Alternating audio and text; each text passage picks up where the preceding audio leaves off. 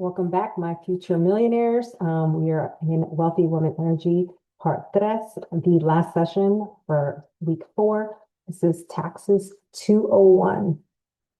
So Wealthy Woman Energy Part Deux covered tax basics. Today, we're going to take it up a notch into taxes 201. So advanced tax awareness. I know these subjects are super boring and you don't want to talk about them or learn about them. But if we are building wealth, this is a necessity. So most people just worry about earning money. Wealthy people understand how it gets taxed.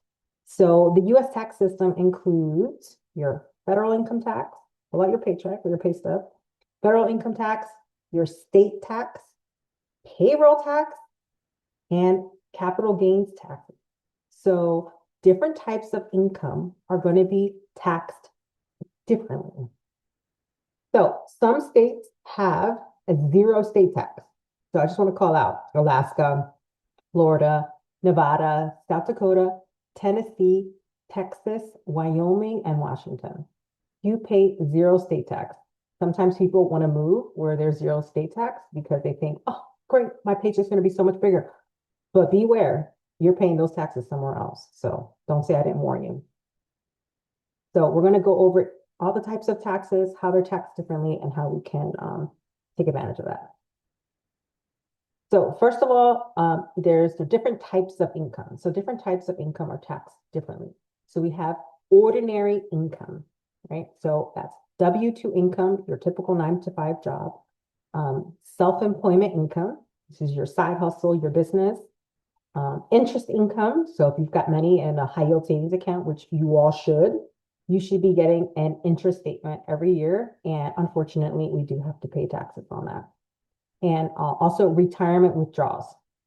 So once you're past retirement age, you have your retirement accounts, you're actually taking money out of them to live off of, those withdrawals, you will pay ordinary income tax on. All right, so capital gains, when we talk about capital gains tax, we're talking about the sale of stocks, investment properties, brokerage accounts, things like that. So long-term capital gains taxes often get lower tax rates. It could be anywhere as low as 0 up to 20%. So this is when you sell an asset that you have owned for more than a year. So I know a lot of people are into being a trader. I'm a day trader. I buy low and I sell high. But if you are selling within the year, you are paying a higher tax rate. So sometimes, even though you think the money is easy and quick, people are not worrying about the taxes. So if you're selling something that you've held for less than a year, you're going to pay higher taxes on that. So there's different types of accounts, right? There's tax deferred accounts and there's tax free accounts. In these cases, we're going to be talking about retirement. So your traditional accounts, something like a traditional 401k, a traditional IRA, or a rollover IRA, traditional accounts, the money or the tax deduction that you received is in your current tax year. You are currently lowering your tax bill by contributing to your traditional 401k. So this then will be taxed when you withdraw it. So when you're retired, when you're taking out this money to live, then again, that money is going to be taxed at the ordinary income tax rate. You are basically kicking the can, kicking your tax bill down the road for later. You're making it tomorrow's problem instead of today's problem. So a lot of high earners are shielding their income with traditional retirement accounts. So if you make 200K and you know that you can take $24,000 off the top that you're not going to get taxed on by contributing and maxing out your 401k, hey, it makes a lot of sense. We do that. It's a great way to shield your income, but just know you're going to pay those taxes later. Then you have your tax-free accounts or your Roth accounts. So in this case, your Roth IRA or your Roth 401k. So you are contributing to these accounts after tax, post-tax. After you've already paid taxes on that money, that's what's going into the account. So when you take that money out later, you don't have to pay taxes on them in 20, 30, 40, 50 years, however long into the future it will be. Those withdrawals are tax-free. So you're paying the taxes up front. So you are free from paying taxes in retirement. And that is pretty sweet. So if you are already getting a tax refund, it is a great option because it does not hurt you at tax time.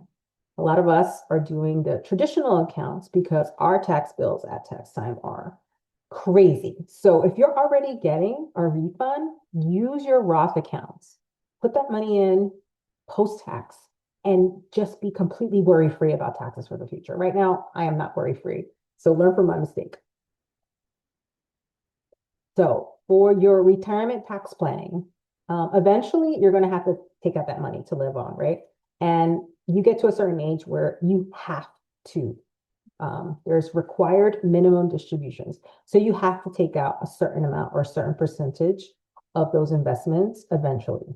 So traditional requirement of retirement accounts require those withdrawals and they are taxed as ordinary income, like we said. So understanding this is going to help with your retirement tax planning. So for example, I have some rental properties, right? I am paying taxes on the rental income that I'm getting. So part of my retirement tax planning is that I'm going to pass those properties off to my child so that I will remove myself from earning that income or that tax obligation when I start withdrawing my retirement income. So that's part of my tax planning. Those are the types of things you need to start thinking about when you're going to have to pay taxes in the future. So it really seems like it's so far away, but just like everything else, it'll be here before you know it. So the earlier you start planning, or AKA now, the better. And at the bare minimum, you just have to have an understanding of what's to come. So you don't have to always make a change or do something today, but you have to at least understand it. All right, so why does this matter? It always matters. So taxes affect every single wealth strategy. We talk about the tax code, like this much of it is, oh, you have to pay taxes. This much of it is avoid paying taxes. So that's what the wealthy do. They avoid paying taxes.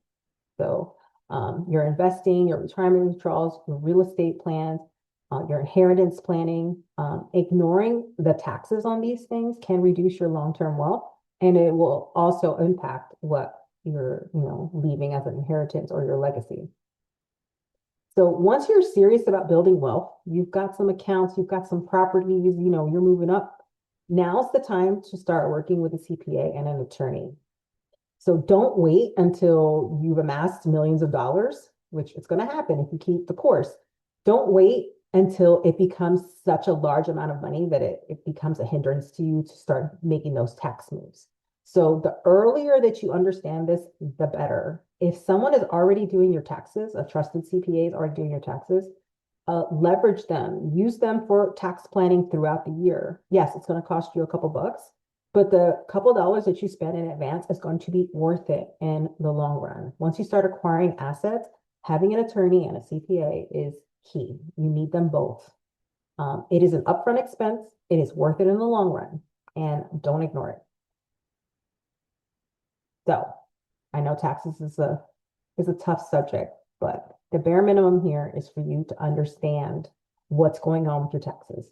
So your homework is to review your last tax return. Wow, we just filed taxes. They were due April 15th. Did you understand what was done? Did you file your own taxes? Did you have somebody else file them for you? When you look at your tax documents, do you have any clue what they're talking about? If you are completely clueless about how to do your taxes, what your tax documents mean, and you just want to hand everything over to someone else and say, please handle it. I don't even want to look at it. No, that's not wealthy woman energy. You need to take radical responsibility to at least start learning the basics of your taxes. If you have a regular W-2 job, it is not hard. Go back to Wealthy Woman Energy Part Deux and look at that one and then come back. So you need to start understanding your taxes. If you have a basic W-2 job, you should be able to file your own taxes. If you have a business, things like that, cool, I get it. It gets so much harder. Somebody else should be doing the work for you, but you should at least understand it. So get that last tax return, look at it.